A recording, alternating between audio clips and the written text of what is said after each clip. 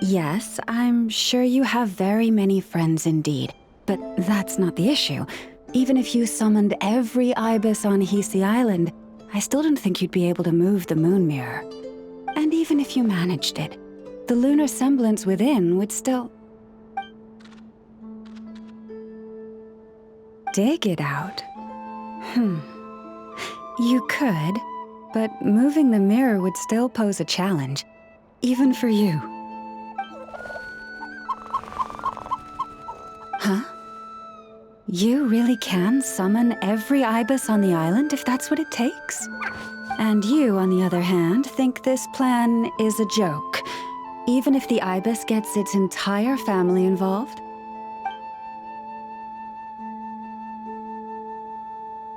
Wow!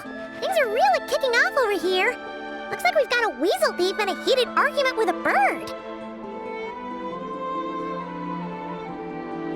We're plotting and scheming, to be precise. I'm told we have to get all our ducks in a row before moving forward on this job. But my co-conspirators disagree quite strongly on the best approach. And they're not exactly being diplomatic about it. Choice words have been spoken. All right, I believe you. I'm sure you do have friends in high places. Although, where did you learn to speak like that? From a short girl with a metal arm and a hat.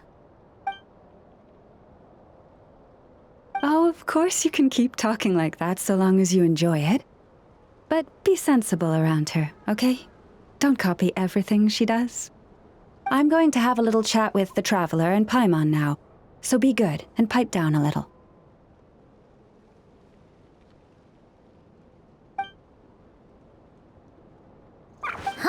It really did quiet down. Being able to understand animal speak is so cool. Paimon wishes she had that ability. Trust me, Paimon, you would not enjoy it very much at all. Don't misunderstand. Nothing terrible would happen, and it doesn't drive you insane or anything like that. Although, that being said, I do sometimes find it quite overwhelming. I was overjoyed when I first discovered that I could understand animal speech, but I quickly realized that it came with a downside. This ability is always active, and I cannot control it. Oh. Yeah, that would be a problem. And if you can't control it, that means...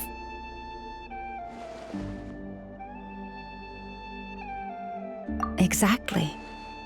People say that listening to the bird song deep in the woods gives them a profound sense of peace and quiet that lifts their spirits. But no matter where I go, I can never find peace and quiet. When I stand in the forest, I hear the chatter of the wildcats, the rabbits, the rhyme-horned deer, the chic badgers, and the long-plume ibis. They argue loudly about who's to blame for damaging whose roost, or which part of the woods the best twigs come from.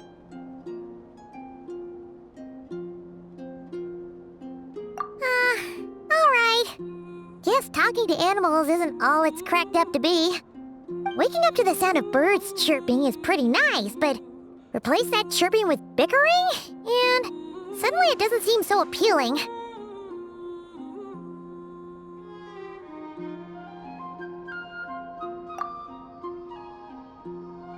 As for me, I've lived with it so long that I'm used to it now. In fact, it would probably be quite an adjustment if I woke up one day and couldn't hear the finches discussing which cup in which house makes for the best bath. Yes, plotting and scheming. Thank you for reminding me. I got a little sidetracked. Although, now that the Traveler's here, we might just have the solution to our problem.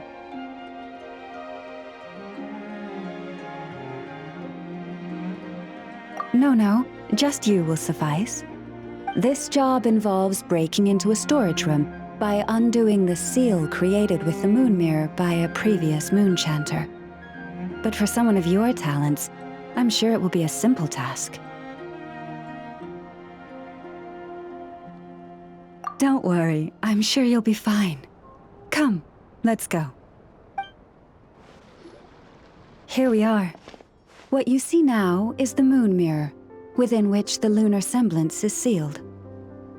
Oh, must be a pretty precious statue if they went to all this effort to steal it away. Oh, will there be some traps inside? You know, the kind that send arrows flying out if you step in the wrong place? Do not worry. This little one did some scouting for me ahead of time. The seal does not contain any such fatal traps.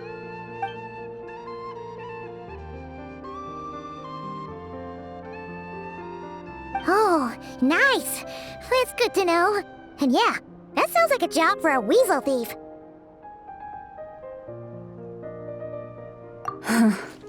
That's true.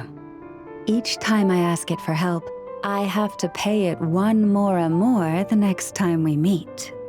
Huh, what a thieving little weasel! Oh wait, that tracks. But considering that it's helping you keep watch on the lunar semblance, it might need a name change. How about... Weasel Guardian!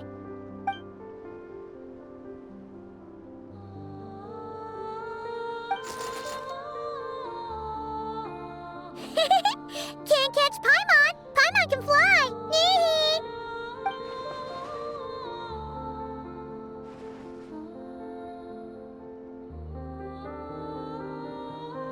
Come on, be nice to our guests.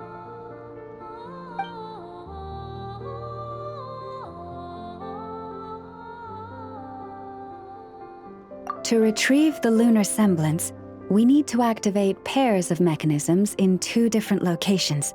So it's a 2-person job. If you head over there and take the mechanism on that side, I'll take this side. That won't be a problem.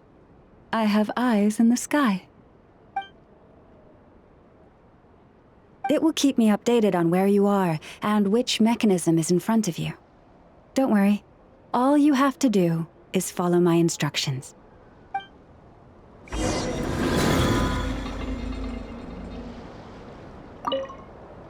If you head over there and take the mechanism on that side, I'll take this side.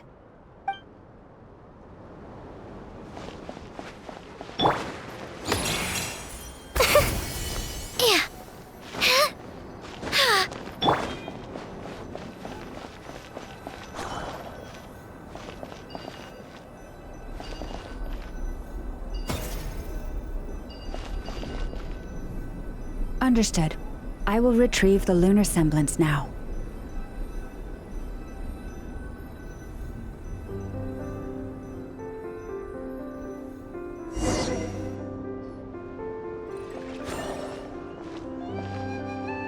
Wow! What a huge statue! Yeah, no amount of birds or weasels is shifting that. He probably couldn't even get past the mirror. So, Lauma, just how valuable is this statue anyway? In terms of mora? Not much, I suspect. It's crudely fashioned, and the kind of stone it's carved from is found everywhere around these parts. But to the moon chanter of that era, and to the frost moon scions of today, it is a priceless treasure. If nothing else, I now have concrete proof of its existence. That's enough to confirm the reliability of several documents on the topic. To me, that makes this a very successful trip. Thank you for your help. I knew I had judged you correctly. The moon mirror posed no obstacle to you. And our little friend here was very impressed with your mechanism operating skills. What is it saying, Lauma? It says that the traveler is the best treasure hunter it's ever seen. It wishes it could join her on a quest to unlock all the treasure chests in the world.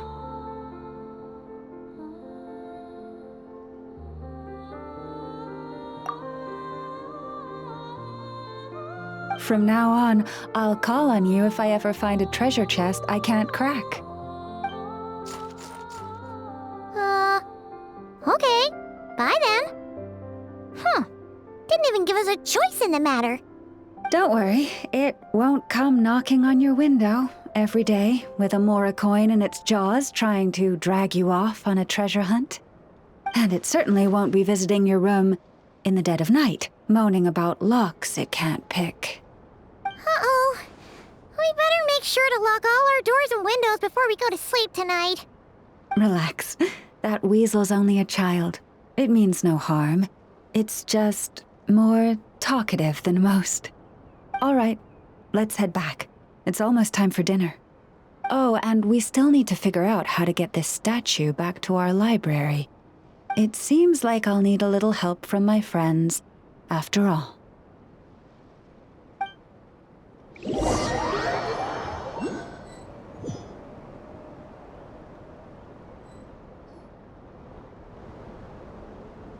Just here will do. Oh, that all went down without much fanfare. Paimon was expecting something exciting to happen once we put it down. Well, it's just a plain old statue, a historical relic. It doesn't hold any kind of mystical power. The real value lies in the stories behind it. My job is to dig those stories up, wherever they might be hiding, verify them, and then share them with the people. Cool. Well, it's a good thing we got it back here in one piece. Indeed. And you two have my thanks for that. Please, take these fruits and quench your thirst. I had the animals gather them in the woods. And after that, forgive me, but I have another request to make of you. I apologize if this is presumptuous of me, but I've seen how well connected you are, and I've heard of your many travels into secret and forgotten places. On your future travels, if you ever come across any texts about the Frost Moon Scions, could I borrow them and make a copy with which to enrich our library? You have my sincere gratitude on behalf of the Frost Moon Scions. Oh boy. That was some seriously tasty fruit. So much better than Paimon's used to. These animals have lived their whole lives in this forest. Naturally, they're the ones who know where to find the best fruit.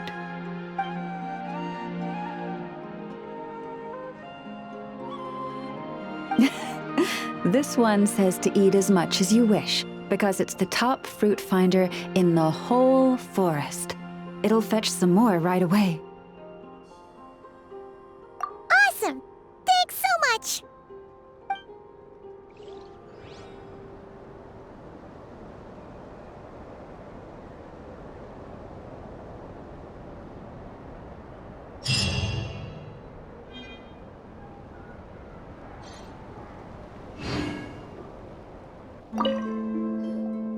Finally, some progress at last.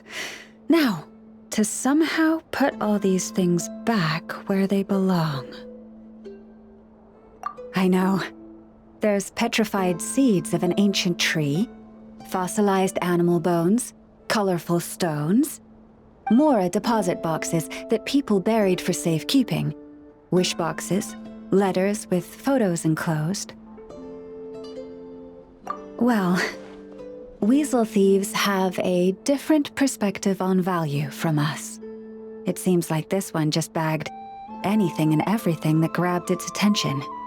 The seeds and rocks will be easy enough to deal with, but those storage boxes and wish boxes will have been buried with the express purpose of digging them up at a later date.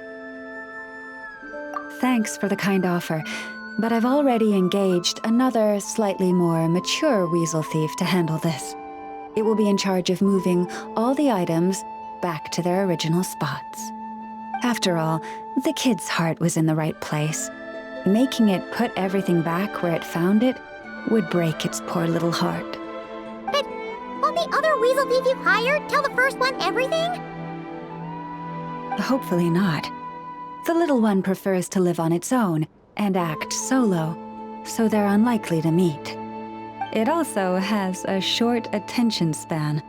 Give it half a month, and I'd be very surprised if it still remembers anything it dug up. I speak their language, and I've had the privilege of their company for a long time. It's only natural that I've come to understand them, no different from making friends. By contrast, other people can't understand what animals are saying, so they're bound to make mistakes when trying to understand them. That's why, in a lot of literature on the topic, phrases like bestial nature are rife with negative connotations, while human nature is seen in a more rounded light.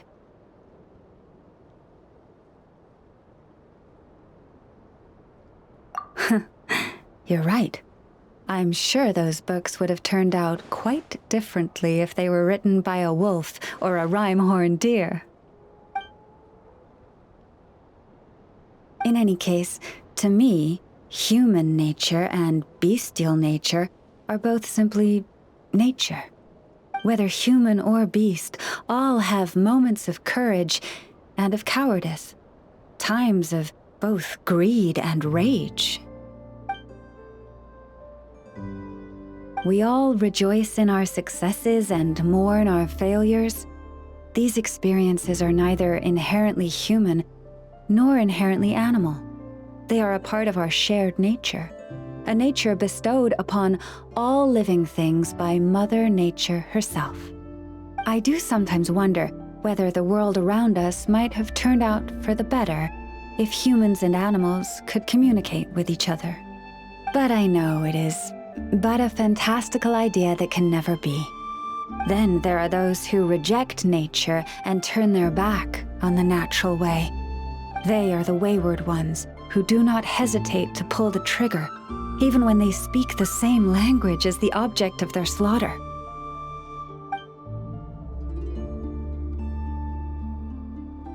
Yes, child. I know you can protect yourself, and that you are far fleeter of foot than they. Do not worry. No one shall harm you again. How time flies.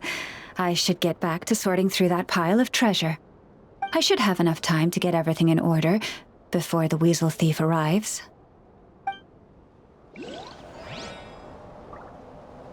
What do we have here? That goes in this pile.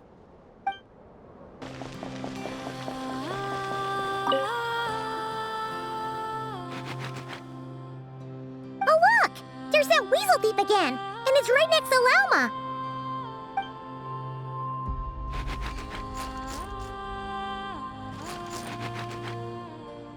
Huh? It took off!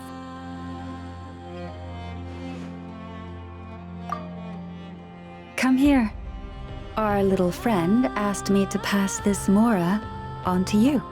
Huh? Why would a weasel thief give her its Mora?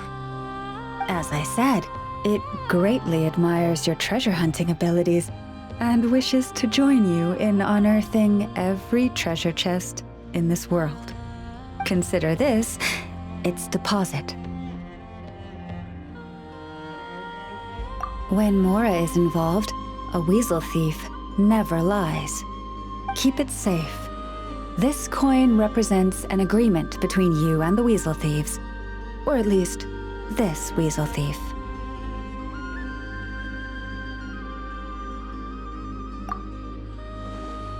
I wouldn't worry. I know I said it's an agreement, but I believe it just wants to make friends with you. It didn't know what kind of gift you'd like, so it chose to give you its favorite thing. Please do. If you're interested in taking up the offer, leave some dried lacca berries by your pillow when you get home. It's very fond of those. Not too many, of course. It might struggle to burrow its way home if it eats too much.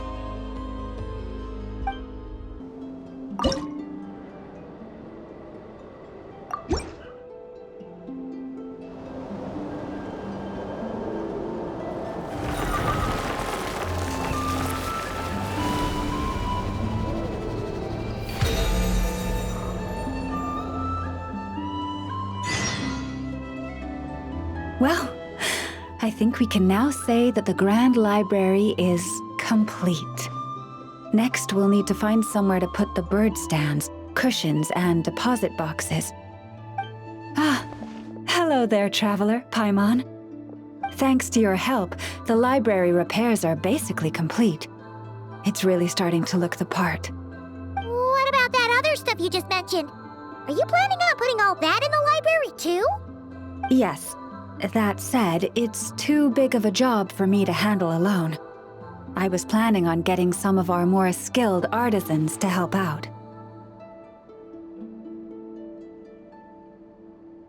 The Grand Library is open to humans and animals alike. Since we have furniture for humans to sit down on, there should naturally be some for the animals too. Huh. Yeah, that does kind of make sense. Those are the ones I used to use when the little animals came to talk to me about their struggles. I'd originally planned to make some new ones, but some of the animals are nostalgic for the older items, so we brought them along too. Wait, animals tell you their struggles? Like a therapy session? Kinda sounds like an ice bathhouse for animals.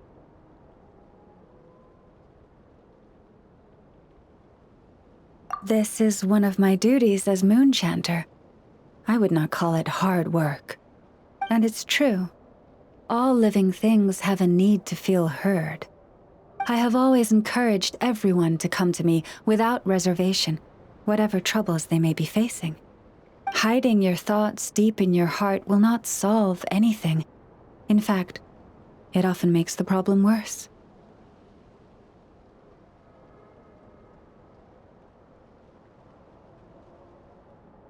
Oh, well, I've never looked at the numbers, but my sense is that the animals consult me more often. After all, my daily routine is more or less the same as that of my people, and they don't usually come during work hours. It's only when I have free time that I get the occasional human visitor. Animals, on the other hand, lead very different routines from us. Sheik badgers tend to visit in the early morning hours, while ibises often drop by after sunrise. Finches come in flocks during the afternoon, chirping and chattering away. The rhyme-horned deer visit at dusk, mostly alone, though sometimes with one or two friends. And once night has fallen, I get the odd weasel thief burrowing into my home. Oh, but that leaves you with no time to yourself at all. It truly is.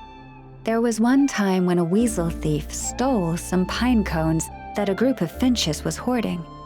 It must have been around 20 finches that flew to my bedside in the dead of night to protest the transgression. I had to ask a sniffer mole who I'd just been chatting with to invite the weasel thief over. It took a lot of work to convince it to reveal where the pine cones were. By the time all parties were satisfied and ready to leave, the sun was up. I slept in till past noon that day.